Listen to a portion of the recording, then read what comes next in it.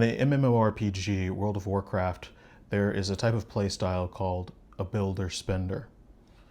In short, what a builder does is that they spend energy or resources on building up a certain set of another type of resource.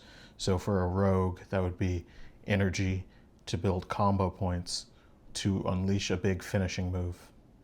This is a very satisfying form of play because it feels very fluid at times. It feels like I'm spending all this energy, I'm creating this big balloon that's getting ready to pop, and then I hit a button and then I see a huge number go off on the screen. I think that this builder spender style is useful for readers as well.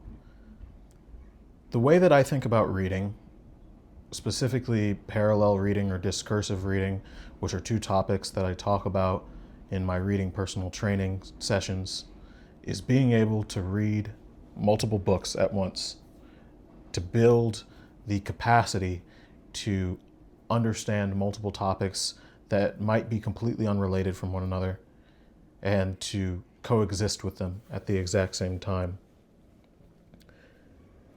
The brain is, I guess the mind is probably the more effective term, an organ that gets exhausted. I don't know if it's an actual exhaustion, the way that muscle exhaustion works, but there is a capacity to the brain. There's a capacity to how much information the brain can process at any given moment, how much the brain can take in as information, where something is just too loud or too colorful or too much. There's too little, which can be boring, and then the brain kind of seeks stimulation. Something can be said for information that comes from books as well. The way that I've been using my books recently is that I've been doing active reading, and then I've been doing a form of shorthand capture of information from books. So the way that this process works is that I'll set a timer for 10 minutes. 10 minutes feels pretty good. And I'll read for those 10 minutes, or I'll listen to an audiobook for 10 minutes. At the end of the 10 minutes, I'll break out a journal in this case, but usually like a field notes, smaller journal. And I'll write in shorthand, what did this make me feel in this past 10 minutes? Specifically, I'll also write down things that I saw in that 10 minutes that stuck out to me, particular phrases, but because of the way that memory works, we're not even really going to be able to correctly 100% retention just write down everything that you saw. So what ends up happening is that I write 3 to 5 disjointed words that existed in a paragraph. I connect them with ellipses. I delimit between these thoughts by using triple semicolons. What I end up with is a collection of ideas between the different books that I'm reading. So imagine again, I have the same journal that's being used for multiple books, and I'm writing in this shorthand format, 10 minutes a book maybe. So let's say that I wanted to read for 30 minutes. I might read 3 books in that time. I might read 1.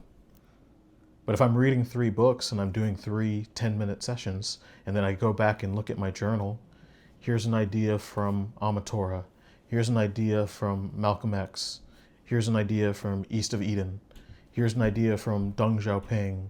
Here's an idea from Existential Counseling. These are just books that I'm reading right now.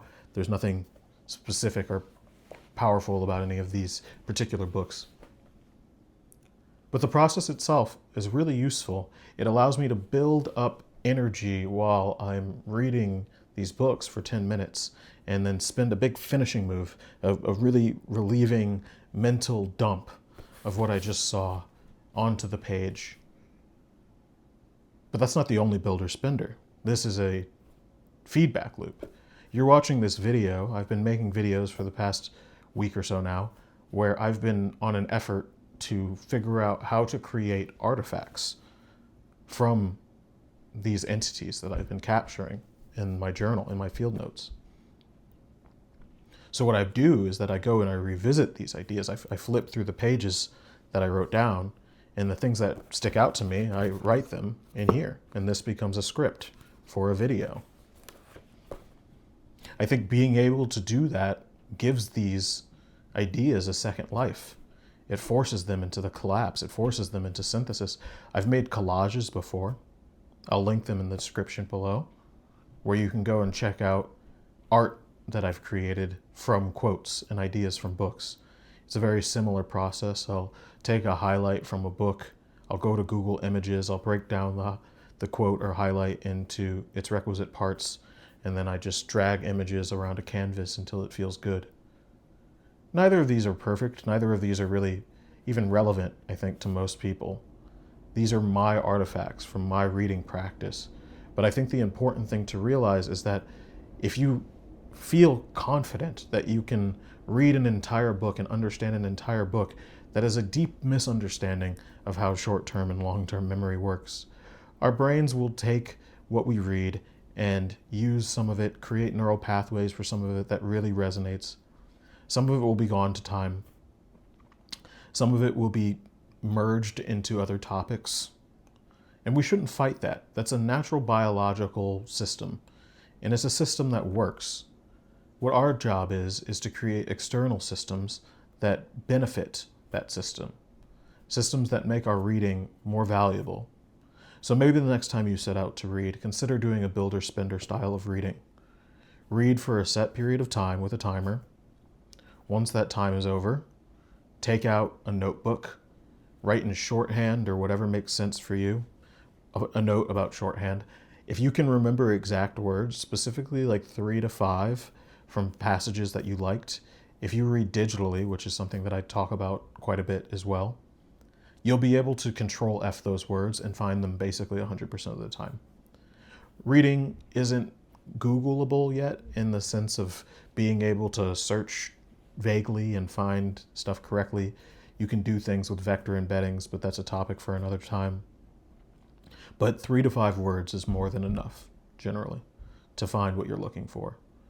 Don't necessarily attempt to try and go for perfect 100% retention. If you're really interested in retention, you're going to need a spaced repetition system. You're going to need to take those entities that you're writing about in your journal, and you're going to need to convert them into flashcards. And then you're going to need to revisit these flashcards over and over and over until you can see them in your mind's eye. So, active reading, timer, shorthand. Take what you've written in your shorthand and try and create an artifact from it. That would probably be my challenge to you.